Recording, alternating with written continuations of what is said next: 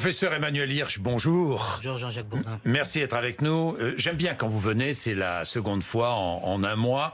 Pourquoi ? Parce que ça nous permet de réfléchir à travers l'actualité, évidemment, à travers les décisions qui sont prises et qui nous concernent tous. Et vous allez voir que je vais vous poser une première question à ce propos. Vous êtes professeur d'éthique médicale à l'Université Paris-Sud, éthique médicale, c'est-à-dire qu'on réfléchit à la manière dont la médecine, la science nous concerne, si j'ai bien compris. Hein.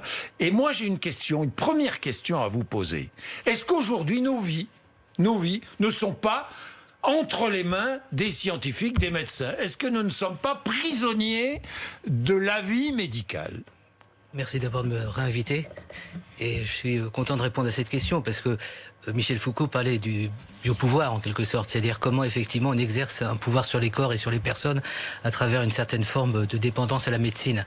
Heureusement qu'on a la science, c'est ce qui nous permet d'espérer qu'on va sortir aussi du Covid-19. Mais je trouve qu'effectivement il faut trouver le bon équilibre entre la vie démocratique, la capacité de penser et puis tout ce que la science, d'un point de vue critique aussi, peut nous apporter. Et je fais juste une observation. Vous m'avez invité 8 jours après le début du confinement. On était dans une situation de sidération, d'inquiétude. Le président de la République en a aussi parlé dans son discours récent. Là, je pense qu'on rentre dans le temps du politique. On a eu le temps aussi du médical, du médico-scientifique. Vous avez eu beaucoup d'invités qui étaient des médecins, avec beaucoup d'humanité, beaucoup d'empathie, qui étaient eux-mêmes dans des moments très incertains. Juste une anecdote qui m'a beaucoup frappé. Sur le terrain, un certain nombre de jeunes médecins qui sont à prendre des décisions avec des gens un peu plus anciens ont été très surpris du doute, de l'esprit de doute face à quelque chose d'inédit. Même les plus, chevillés, des pratiques médico-scientifiques ont été pris par ce questionnement, par cette interrogation, et puis aussi par l'anticipation d'une crise dont ils ne savaient pas si on la maîtriserait. Donc, pour répondre à votre question, je dis effectivement, d'un point de vue quasiment épistémologique, on doit critiquer la science, notamment sur les questions de certitude aujourd'hui, et puis vous avez un certain nombre d'exemples que vous avez parfaitement relayés. On voit des dissensus au niveau scientifique et les bonnes pratiques qui sont nécessaires. On a besoin de cette science, mais la réponse au défi politique du Covid-19 ne sera pas que scientifique, même si on est très... Elle sera économique, politique, elle sera sociétale, sociale. Et Emmanuel Hirsch, on va aborder tout cela.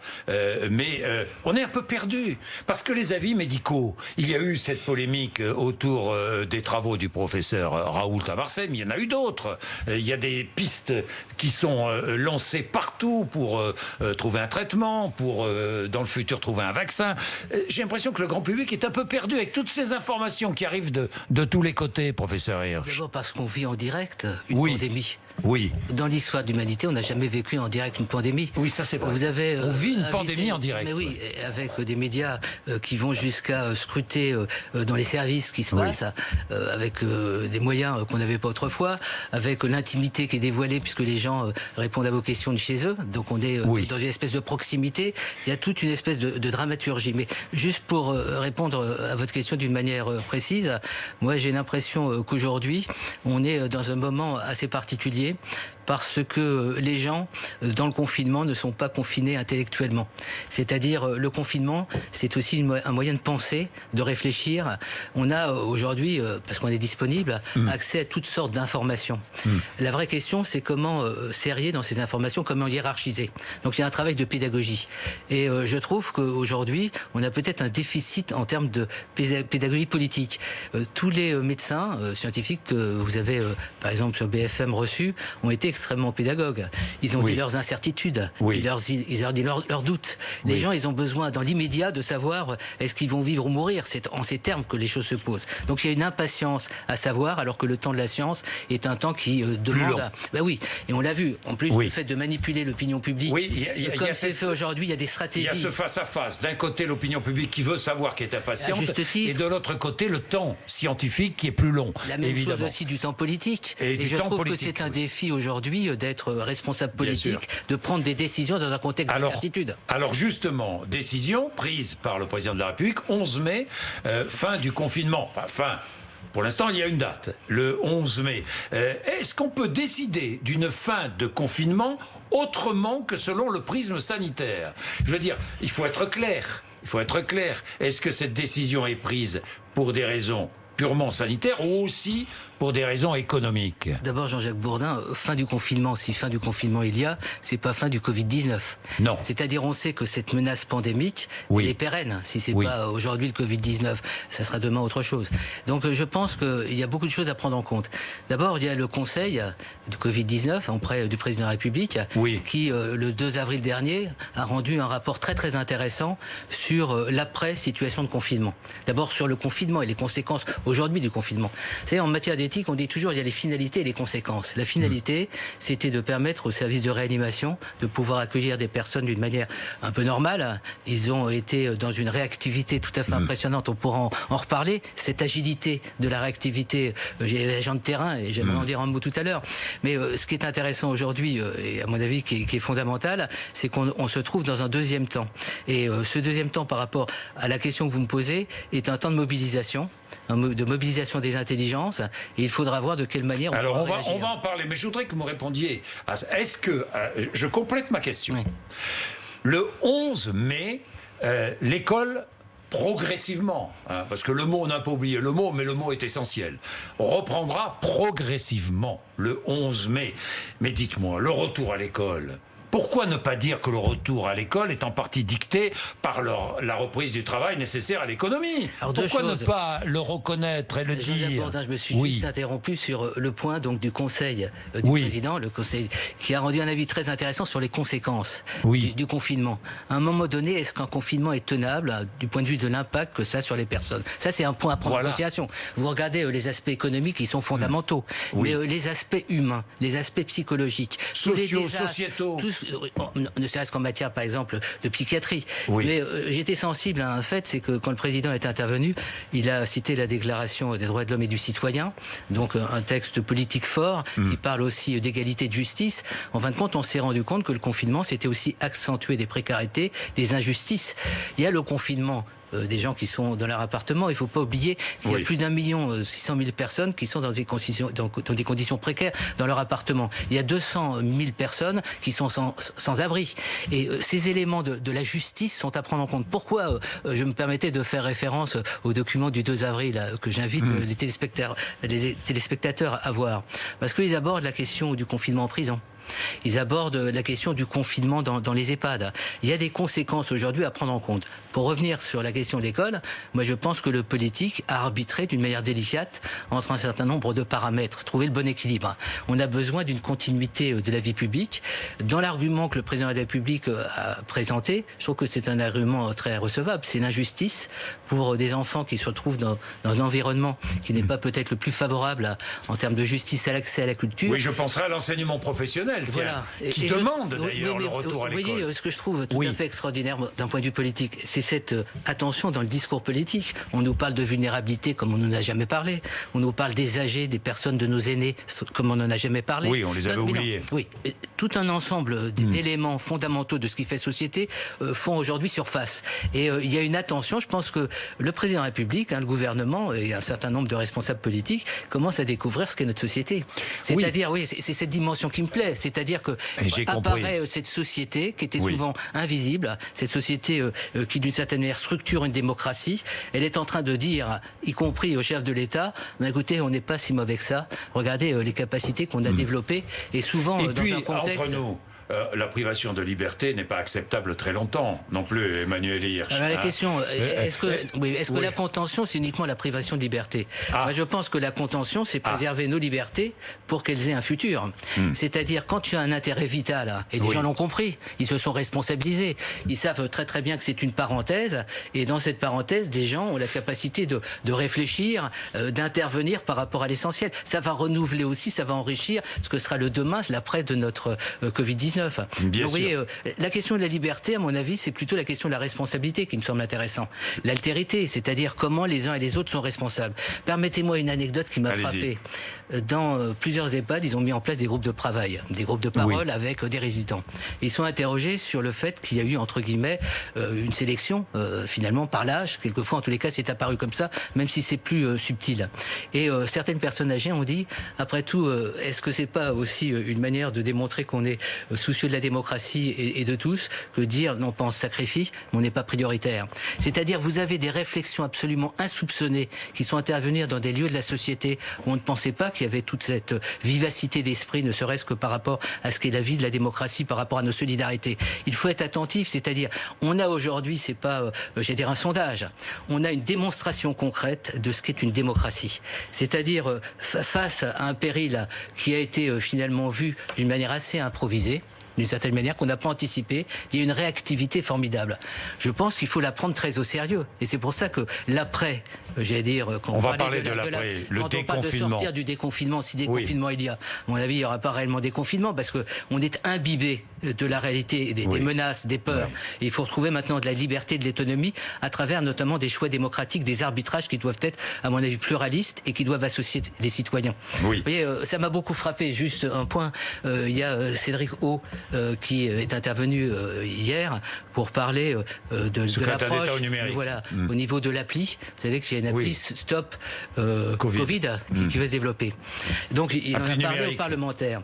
Au nom de quoi refuser un débat, une concertation, une consultation. On l'a fait dans d'autres contextes. Moi, je pense que le moment aujourd'hui important, le moment politique important, c'est de dire on va sortir ensemble du déconfinement. On a vécu ensemble le confinement, on en sort ensemble. Et il faut, à mon avis, une intelligence politique. Tout ce collective. Mais regardez, j'étais impressionné. Tous les matins, on reçoit un email, les gens de l'assistance publique hôpitaux de Paris, de Martin Hirsch. Donc, qui envoie, je précise, je ne fais pas partie de la famille de Martin Hirsch, donc il n'y a pas de conflit d'intérêt. Il envoie un email à l'ensemble des collaborateurs du groupe hospitalier pour dire sa solitude, sa présence et comment on est en train de se transformer les uns les autres. Et qu'il l'a pris très au sérieux.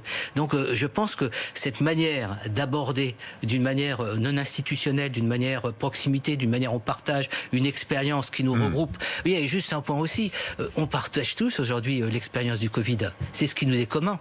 Et donc ce qui doit nous être commun aussi, c'est notre manière de surmonter ce défi. À travers ce qu'il représente pour chacun d'entre nous, au-delà, et ça revoit... Alors, est-ce que ce confinement nous rapproche ou nous divise?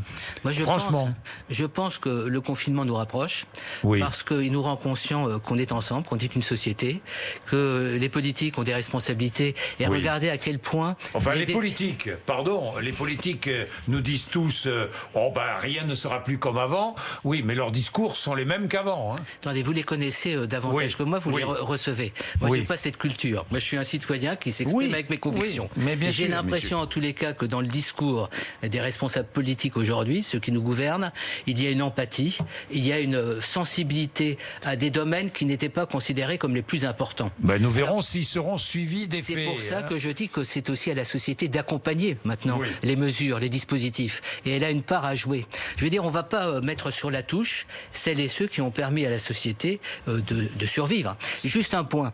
Il y a une distinction entre survivre dans le confinement et vivre. Ce qu'on a besoin, c'est de refondation, de renaissance, d'un renouveau. Le renouveau, il est prêt, d'une certaine façon.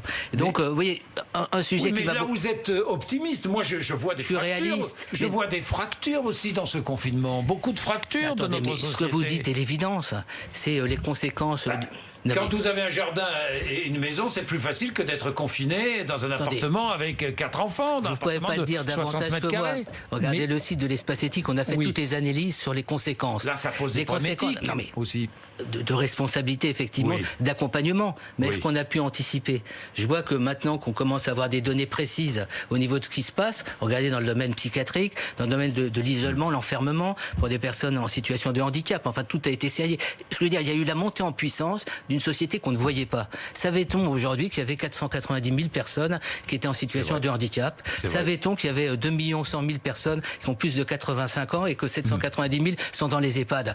Peut-être qu'on le savait dans notre fond sonore, mais on ne savait pas à quel point ça serait déterminant pour notre société en termes de démocratie de les prendre en compte, non pas, j'allais dire, dans un bilan en termes de chiffres, mais dans un bilan en termes de réussite, d'avoir pris en compte cette question. C'est très intéressant ce que vous dites, professeur Hirsch, parce que je vous cite, je suis fier, c'est ce que vous venez de dire, de la force de notre démocratie. Mais le président de la République l'a dit aussi. Oui, il peut l'être. Moi, ce qui m'intéresse, c'est ce que vous dites, professeur Hirsch. Très bien ce que dit Emmanuel Macron, mais moi, ce qui m'intéresse, c'est ce que vous dites. Et vous dites aussi, maintenant, parlons du déconfinement, il faut le préparer, et il faut le préparer à travers des états généraux, et des états généraux permettant de fixer les choix hein, les choix du déconfinement. Vous dites, il faut que la confiance des citoyens soit là. C'est indispensable, la confiance des citoyens. Je vais dire une chose, nos politiques ont la chance qu'on a fait confiance à des professionnels.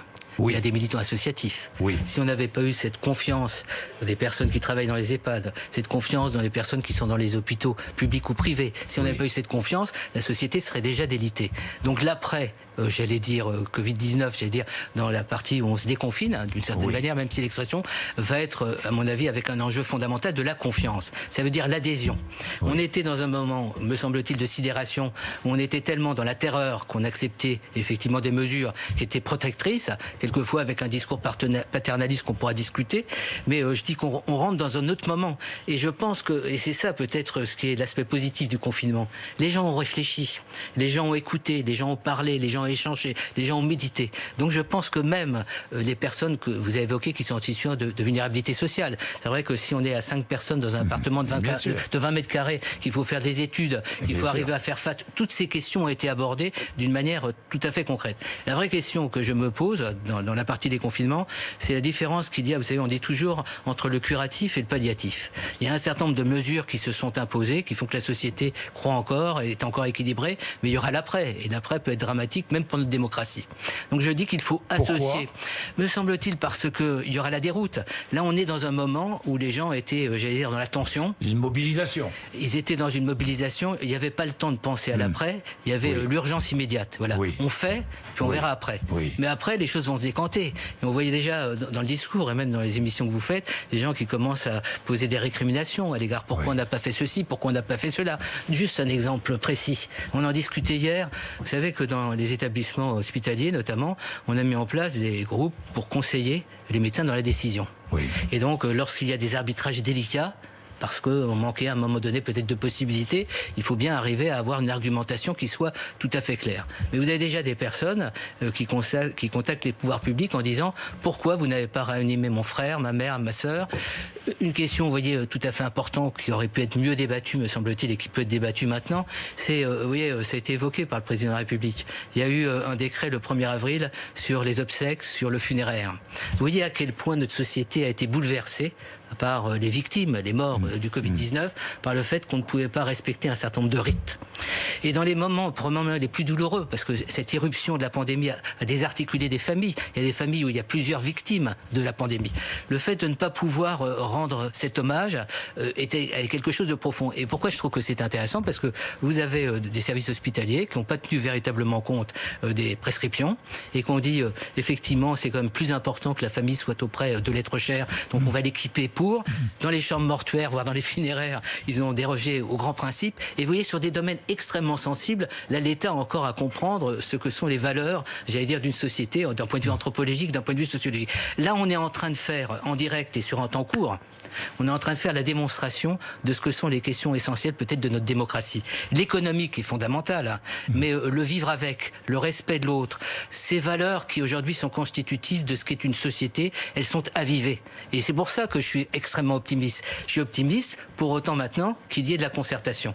Et oui, ça m'a beaucoup frappé parce que vous avez la convention citoyenne sur l'environnement, sur le climat et l'environnement, qui le 10 avril, il y a quelques jours, a rendu un mini-rapport sur l'après-Covid-19. Donc c'est des lieux de concertation. La citoyenneté, à mon avis, a besoin de vivre aujourd'hui, a besoin de s'approprier des questions et d'en débattre. Alors, je suis pas le conseiller du président de la République, moi je suis un modeste, j'allais dire, citoyen qui cherche à réfléchir, mais avec pas mal de personnes.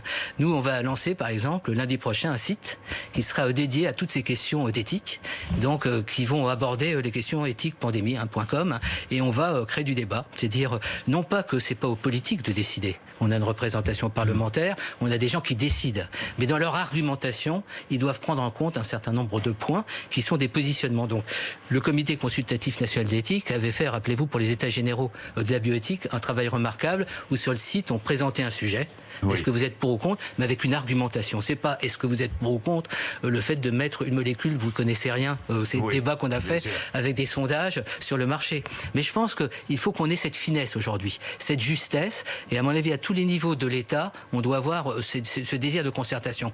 Un point qui m'a beaucoup frappé ces derniers jours, vous savez, depuis la loi Kouchner du 4 mars 2002, on parle de démocratie sanitaire. Et dans la démocratie sanitaire, il y a le représentant des usagers.